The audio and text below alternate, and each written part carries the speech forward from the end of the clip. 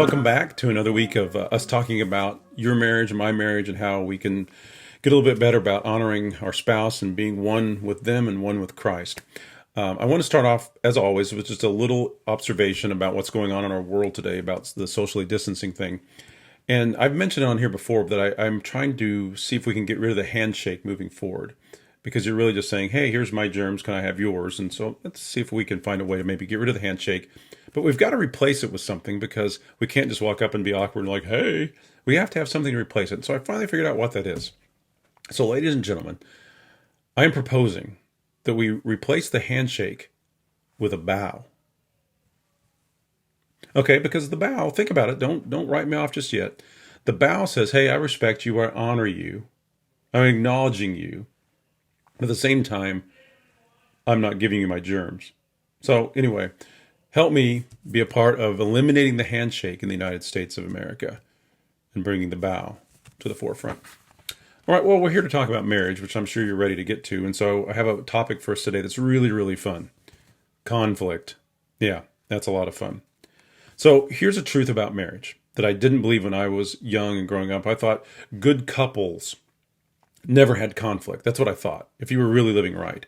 But I've discovered from many years of being married and many other couples that conflict is inevitable. Conflict's going to happen. It's unavoidable. It's going to take place. It's inevitable. So in my marriage, conflict happens a lot. And it's just part of it. And it's getting better over the years. But here's some things we fight over, still have conflict. Communication. Someone doesn't feel heard. The cleanliness of the home is an area of conflict.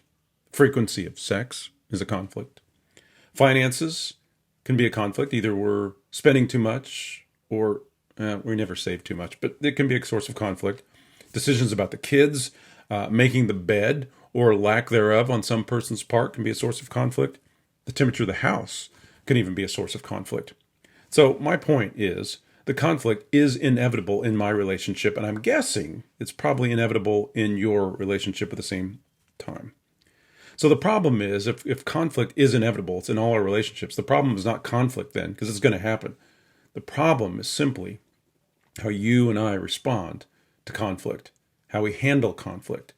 And so today we want to talk about not getting rid of conflict, but it's going to happen. How do we handle it a little bit better? I've truly experienced and believe that if conflict is handled correctly, it can lead to peace, to understanding, to oneness, to growth. It can lead to beautiful things. But if conflict is not handled properly, it can lead to pain, hurt, distancing, and all kinds of horrible things happening in our relationships. And so, again, if conflict is inevitable, how are you and I going to handle a little bit better? So the question we like to talk about in ReEngage all the time is you draw the circle around yourself and you fix what's inside that circle. You can't fix other human beings. You can only work on yourself. So the question is, how do you handle conflict? If you were to rate yourself on a scale of 1 to 10, with 1 being really horrible and 10 being phenomenal, what score would you give yourself on how you handle when negative things come your way, when you handle conflict, how you handle conflict? Maybe a more important question to ask would be, how would your spouse rate you when it comes to handling conflict? If you're bold, you can ask them, but just think maybe what they would say. Jesus understood conflict. And so he wrote this little thing to us here in Matthew chapter 7 about conflict, and I want to read this to you, and I think about this passage a lot when it comes to conflict. He says, Matthew chapter 7, verses 1 through 5, he says, "Do not judge, or you too will be judged. For in the same way you judge others, you will be judged. And with the measure you use, it will be measured to you." Then he goes on to say, "Why do you look at the speck of sawdust in your brother's eye and pay no attention to the plank in your eye? How can you say to your brother, 'Let me take the speck out of your eye,' when all the time there's a plank in your eye? You hypocrite, first take the plank out of your own eye, and then, after you've done that, you'll see clearly to remove the speck from your brother's eye." So Jesus kind of says there's a couple steps when it comes to conflict where we just start. And step 1 is this. We need to look inside of ourselves and kind of see what is going on in our world so that we can handle conflict better than what we have in the past. So we draw the circle and ask ourselves, how do I deal with conflict? And if there's growth that needs to happen there, which I'm assuming there is on all of our parts, then we've got to go on that journey. The second thing, he says, is we've got to figure out a way to clearly help the person that we are in conflict with so that they can feel guided and loved and cared for. We're not just attacking them. So how can we then, in conflict, if it can be a positive thing, how can we turn conflict into a source of growth for other people? When I was starting this journey of trying to get healthy, when I realized that I had a lot of internal conflict going on with me, I did this online boot camp type of group about for ministers that were looking inside themselves and realized they needed to do some healing. So it was led by my friend Rhett Smith, who's a therapist that we utilize here in the Dallas-Fort Worth area. And Rhett talked about this thing that his mentor talked about a lot called the pain and the peace cycle. And what happens is when we experience negative emotion in life, and so when we might feel attacked or confronted unfairly or something like that, we experience negative emotion. And the problem is that oftentimes throughout our lives, we've kind of attached that negative emotion to certain behaviors that we feel are going to get us out of that negative emotion. So classic examples would be if someone feels negative emotion, they might turn to a substance like alcohol or drugs or something like that to get them to numb out that emotion, that negative emotion. Some people might turn to sexual things like pornography or whatever it might be. Some people might turn toward controlling or anger or using their words, whatever it be, that we've all attached some type of action to that negative emotion. We've got to figure out what that is. We've got to name that. And so for me, when I feel the negative emotion of feeling put down or feeling devalued, I know that I have negative behaviors that I cling to like an old friend and go to. I get controlling.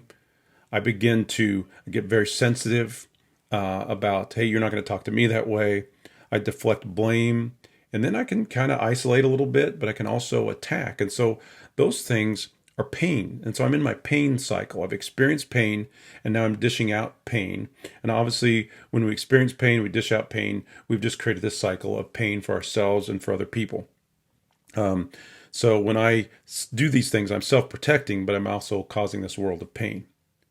But there's this other piece about it that we can get to, and I've seen it happen in my own life and seen it happen in others, that we can get to a place where we're not operating in that pain cycle all the time, but we move to a new cycle, a cycle of peace. It all starts the same when we have that negative emotion that comes our way. And then now what happens is we can identify that that negative emotion is there. And here's the typical behaviors I go to.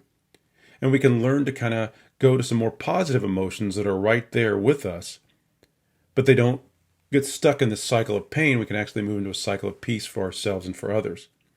And so when I am operating in my peace cycle, when I can hear that negative emotion and trust God with that information, I look like this, much more peaceful, much more beautiful to be around. I can listen. I can ask for her perspective. I'm not so worried about how she's presenting because I can't control that, but I'm worried about how I'm responding to the pain that I'm sensing that she may be feeling. I become more affirming. When I utter the phrase, that's a valid point, I know I'm in a good spot. I know I'm in a healthy spot. I know I'm in a peaceful spot. When I can own my own behavior and say, I'm sorry.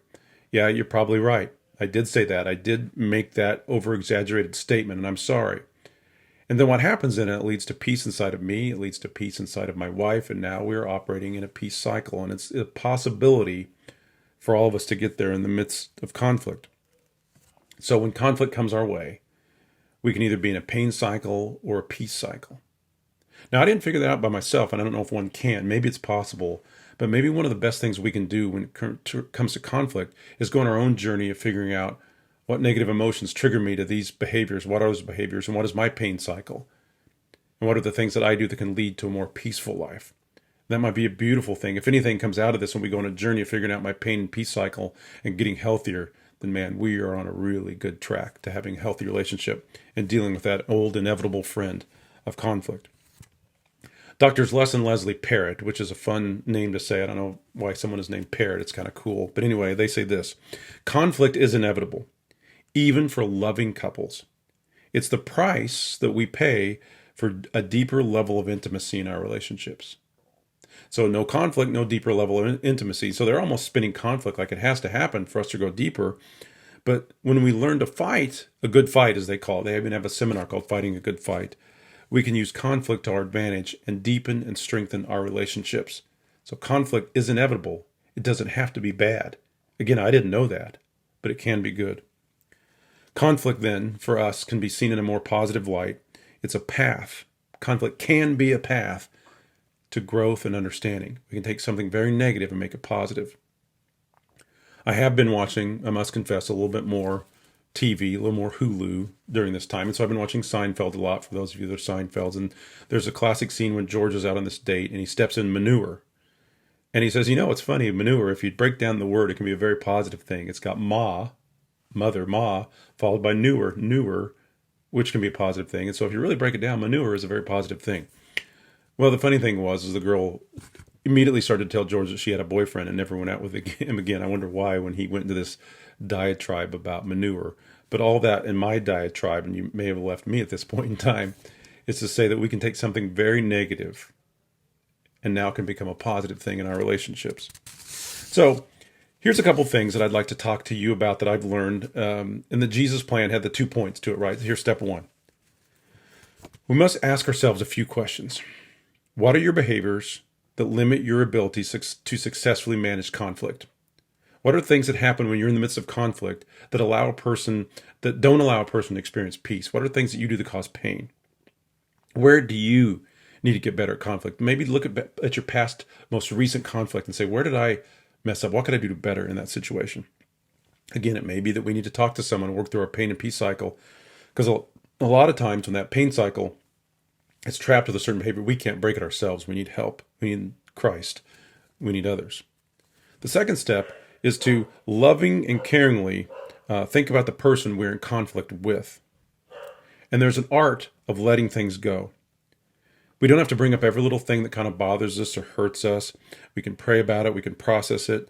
And then if we can't get past it, we can let it go. And so one of the major things for us to live in peace is to learn to kind of let some stuff go and to deal with it on our own and not even bring it up. But if it really, really bothers us, then we need to. So here's some stuff to some steps to bring up an issue if you have that. Again, deal with the plank in your own eye. Figure out your pain cycle. Pray about the situation before you walk into it. Look for timing. Sometimes I've brought up things that bothered me, and my wife comes home and has had a stressful day of work, or in the car when we're driving, and things are already a little stressful with traffic. Not a good idea. So maybe look for the right time. Control your behavior. You can't control theirs. Avoid statements like always and never. Every time I've used those things, and again, I'm using it every time right now, it hasn't gone well. But try not to over-exaggerate the situation. Just say, here's what it is. Try to gain their perspective again. We're trying to find out what they feel about the situation. Keep learning about those 4 horsemen we talked about last week in communication from Dr. Gottman. Man, the more we can get those things down, I think it really eases a lot of these areas for us. Make sure you're not just continually bringing up negative things. If you have something negative to bring up, making sure that there's a lot of positive, that you're saying how you believe in this person and not just honing in on the one negative thing. And be willing to get someone else's perspective.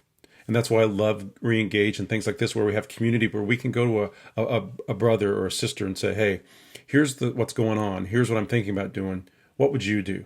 And we gain someone else's perspective. And they might say, bring that up. Maybe you just need to let that one go. Or yeah, you need to bring that up, but here's some things to be careful that you've done in the past.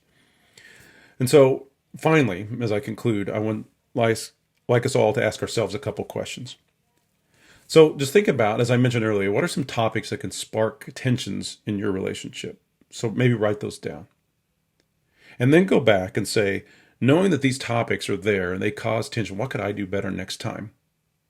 Maybe even give a concrete example of how you could better manage each one. And it can happen if you start to feel this overwhelming sense of emotion that you just have to attack or fight back. How can you slow down? How can you breathe? How can you pray? How can you honor your spouse? And if you just can't, we're probably stuck in that pain cycle. We probably need to deal with the plank in our own eye. Todd Wagner, who's a pastor here in Dallas, he says this: conflict is not a sin, but how you respond to it might be. So I pray for all of us as we go on this journey that somehow we can find some very practical but very internal ways so that we can deal with conflict a little bit better. It's inevitable. How can we respond? And how can we get that plank out of our eye? Thank you guys. Have a great week. I bow to you as we conclude.